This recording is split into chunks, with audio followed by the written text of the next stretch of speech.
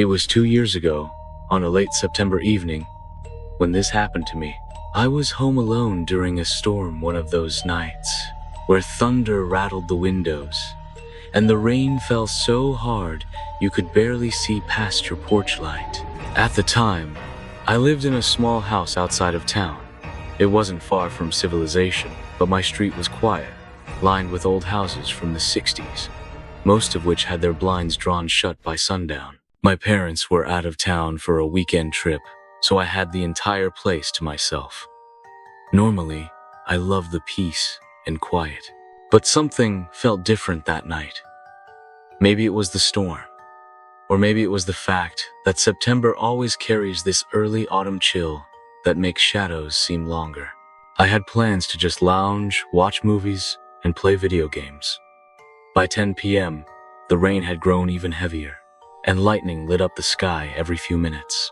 I was sitting in my room upstairs when I heard something faint over the sound of the rain tapping the window. It was knocking.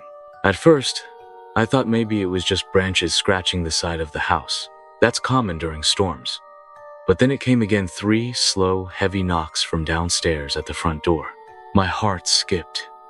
Who would be at my door at 10 at night, during a storm, in a neighborhood where no one ever visited unannounced?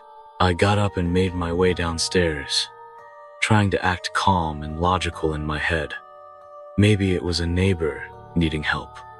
Maybe it was a delivery mix-up. My living room was pitch black, except for the occasional flash of lightning. When I reached the door, I hesitated before peeking through the peephole. There was no one there. The porch was empty.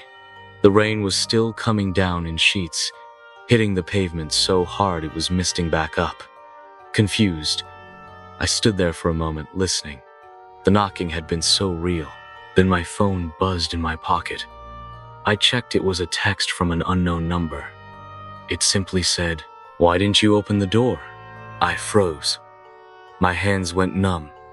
Someone had been out there, and now, somehow, they had my number. I shut off the porch light instantly, not wanting to illuminate myself if someone was watching. I locked every door in the house, double-checked windows, and tried to convince myself it had to be a prank. Maybe some kids. Maybe a wrong number. But then, it happened again. This time, the knocking wasn't at the front door. It was at the back door. The sound was unmistakable. It echoed through the empty house, with a hollow thud. At this point, my fear shifted into outright panic. I dialed my friend Jake and put the phone to my ear. The second he answered, I whispered into the phone, "Someone's outside my house. I swear to God, someone's trying to mess with me." Jake's tone immediately changed from casual to serious. He told me to stay on the line and not to open anything. He offered to come over, but in the storm, it would take him at least 20 minutes. While I was still on the phone, another sound made my skin crawl. From upstairs above me came the sound of footsteps. I went pale. Every single hair on my body stood up at once. That was impossible. I had been upstairs in my room just 10 minutes earlier. How could someone already be in the house? I whispered, "Jake, I think someone's inside." He told me to stay calm, get a weapon, and get somewhere safe. My dad kept a baseball bat in the closet by the door, so I grabbed it, clutching the handle so tight my knuckles turned white. I moved carefully, my bare feet silent on the hardwood. Every creak of the house felt deafening. The footsteps upstairs weren't fast. They weren't frantic, they were slow, almost deliberate, like whoever it was wanted me to know they were there. I backed into the kitchen, debating whether to make a run for the garage and get in my car. But then something happened that knocked the air out of my lungs. My TV in the living room suddenly turned on by itself. Static. Not a channel. Just gray and black noise filling the room with an awful humming sound. I almost dropped the bat. The remote had been on the coffee table across the room. No one else was in the house.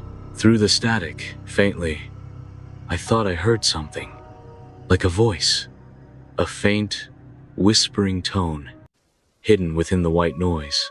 It sounded like it was saying, opened the door.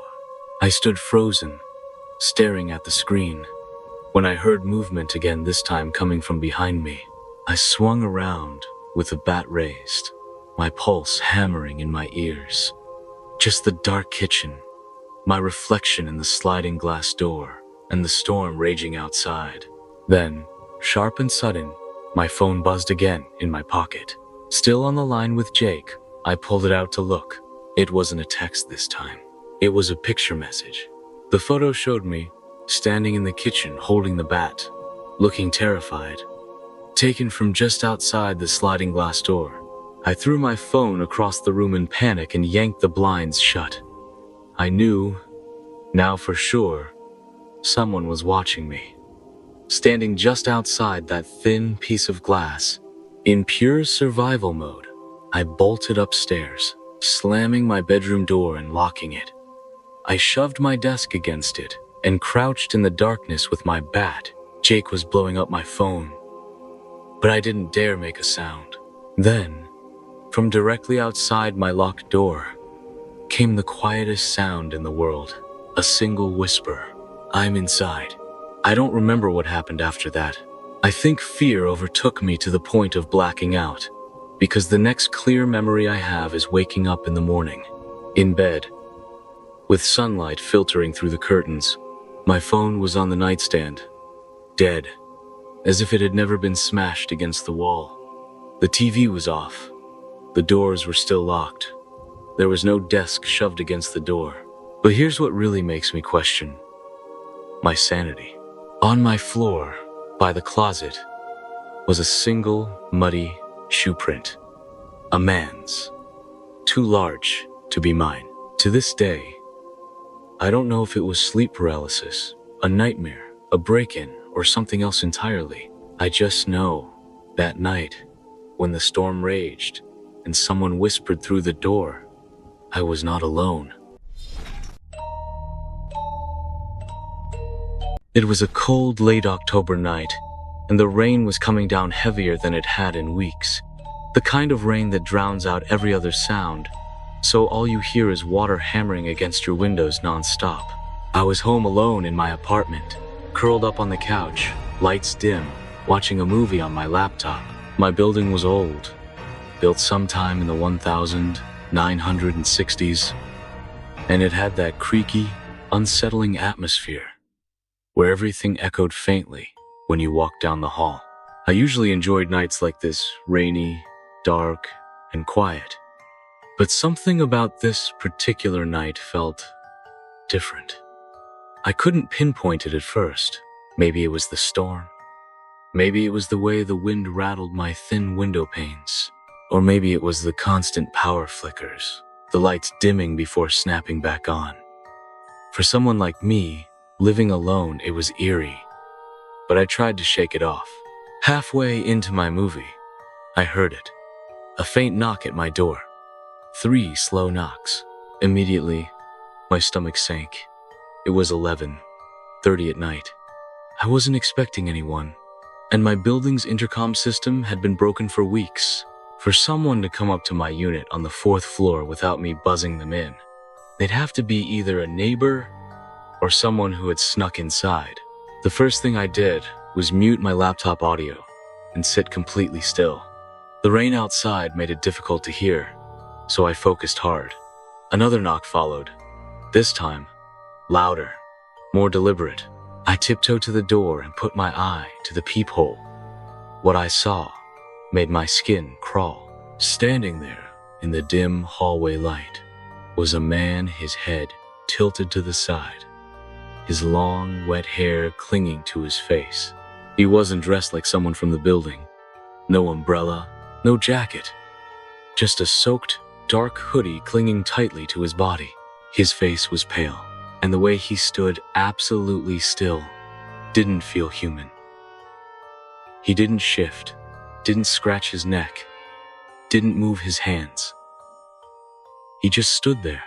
I felt every nerve in my body scream not to make a sound, not to open the door. Eventually, he leaned closer to my peephole, so close his eye nearly met mine. I actually jerked back in shock, quietly gasping, and covered my mouth with my hand. He whispered something then, so faint I could barely hear it over the rain. I live here now. Every muscle in my body went cold. This was not someone I knew, not a neighbor, not a prank. I quietly backed into my living room, heart pounding, and grabbed my phone. My instinct was to call 911, but just as I was about to, the knocking stopped. The silence should have calmed me, but it didn't. I slowly tiptoed back to the door and took one cautious peek through the peephole. He was gone. At least, that's what I thought at first. Then I noticed it. His wet footprints. They didn't lead back down the hallway like he walked away. They went sideways directly to my neighbor's door. Before I could make sense of why, I suddenly heard my neighbor's lock turning. She must not have looked through her peephole, because the second the door cracked open, I saw his hand shoot out, shoving it wide open. The woman next door screamed, a blood-curdling scream. That's when I snapped out of my frozen state and dialed 911 with shaking hands. I whispered everything that was happening, begging them to send help. The moment I hung up, I pressed my ear to my wall. I could hear them. My neighbor screaming, objects crashing, muffled thuds. Then nothing. Just silence. I don't remember how long I stood there, shaking, waiting. It couldn't have been more than 5 minutes before I heard footsteps in the hall again. Slow, heavy steps. Coming toward my door, I crouched low, gripping the handle of a kitchen knife I had grabbed. My pulse thundering in my ears. The footsteps stopped right outside my apartment. I didn't dare look through the peephole again. I just stood there, trying not to breathe. Then came the sound that still haunts me to this day. The sound of something wet, dragging against the floor, like fabric soaked in water being pulled along. It scraped past my door, then faded slowly down the hallway. By the time the police finally pounded at my door 20 minutes later, I nearly screamed in relief. I let them in, shaking from head to toe. They stormed into the neighbor's unit first. When they came back out, their faces were pale. They told me my neighbor was gone. Not dead, not found, just gone. No trace except her broken vase and wet streaks across her hardwood floor leading to her window. Her fourth-floor window, which was wide open, rain lashing through the curtain. No sign of forced entry anywhere in the building. And the cameras in the stairwell, they mysteriously lost footage during the exact hour this happened. I moved out less than a month later, breaking my lease. I couldn't stay another night in that apartment. Even now, years later, every time it rains hard at night, I hear those faint, wet, dragging sounds in my head. Sometimes, I swear I hear the knock again too. 3 slow knocks. And I'll never forget the words he whispered. I live here now. Hey everyone, it's Whispering Image here. And tonight, I've got a story that took place on one of the darkest, rainiest nights I've ever experienced. It's a story about how sometimes the scariest hauntings happen when you're completely alone and no one's around to help. If you find yourself locked inside, listening to the rain pounding against your windows tonight, this story might just give you chills. Ready? Let's begin. I moved into my new apartment just a week before this happened. The place was on the edge of town, tucked away behind a long row of trees that blocked most of the streetlights. So at night, it was practically pitch black outside. The building was an old converted factory, kind of the perfect mix of creepy and cool, with exposed brick and giant windows. I was used to living alone, but this place had a feeling like it was waiting. One that only hit me once the sun set and the rain started to fall. That night, the rain didn't just fall. It poured like the sky itself was tearing open. I had just settled in, unpacking the last box in my small living room. Lightning flickered outside, illuminating the entire room in harsh white, then plunging it back into shadows. I liked to watch the storm when I lived alone, something hypnotic about it. But that night, the storm felt different. Rougher, louder, almost angry. I'd barely turned on Netflix when I heard it, tapping. At first, I thought it was the rain drumming on my window. But it was too deliberate. Rhythmic almost. Tap, tap, tap. I stared at the window behind my couch, the one that faced the dark wall of trees. No branches were touching the glass, but the taps kept coming, slow and steady, uneasy. I got up to check. I pulled back the curtain and looked out. Nothing. No one. Just the rain pelting down, blurring the view. I laughed at myself for being jumpy and went back to sitting down. But then, I noticed something inside something on the glass. Fingerprints. Wet finger marks. Small, childlike. They were smeared sideways, like someone was trying to touch the glass but couldn't quite hold on because of the rain. My heart started to hammer. I didn't own any kids, and nobody was outside. I backed away slowly. Maybe it's just water, I told myself, trying to stay calm. But I knew better. There was something watching me from the other side of that window. Suddenly, the tapping stopped. The silence was so total I could hear the hum of the heater in the next room. Then, a soft whisper. It seemed to come from just outside that window. So faint I almost missed it. Help me. The voice was thin, delicate, almost like a little girl's. But inside the storm, all alone, it froze me to the spot. I closed the curtain fast, my breath coming in shaky gasps. I told myself it was just the wind messing with the sounds, that it was nothing. But I didn't sleep that night. Around 3 a.m., I woke up to cold drops tapping my face. Not rain from outside, rain was only outside the window. This was inside. I sat up fast, looking around the dark room. The ceiling light was off, but lightning illuminated the space every few seconds. That's when I saw the water.